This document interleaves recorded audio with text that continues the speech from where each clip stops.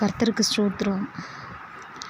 அன்றைக்கு கடல் கொந்தளிக்கிற மாதிரி உங்கள் இருதயம் அங்கலாய்த்து கொண்டிருக்கிறதா?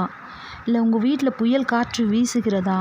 பிரச்சனைகள் மத்தியில் நீங்கள் இருக்கிறீங்களா?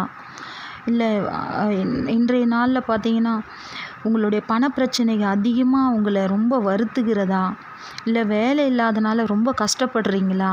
இல்லை வியாதி நிமித்தமாக ரொம்ப கஷ்டப்படுறீங்களா? இல்லை உங்கள் குடும்பத்தில் சமாதானமே இல்லைன்னு நினைக்கிறீங்களா? அன்றைக்கு ஆண்டவர் சொல்கிறாரு, அற்ப விசுவாசிகளை ஏன் பயப்படுகிறீர்கள் என்று சொல்லி எழுந்து காற்றையும் கடலையும் அதட்டினார். உடனே மிகுந்த அமைதல் உண்டாயிற்று. அதுபோல தாங்க இன்றைக்கு உங்களுக்கு இருக்கிற எல்லா பிரச்சனைகளையும் பார்த்து சொல்லுங்கள், இயேசுவின் நாமத்தினால கர்த்தர் அமைதல் உண்டாக்குவாராக. ஏனென்றால் சமாதான பிரபு உங்கள் வீட்டில் எழுந்தருளுவாராகன்னு சொல்லுங்கள். இயேசுவின் நாமத்தினால உங்கள் சூழ்நிலைகளை மாற்றி ஜெயம் கொடுப்பார்னு சொல்லுங்கள். ஆமேன். அல்லேலூயா.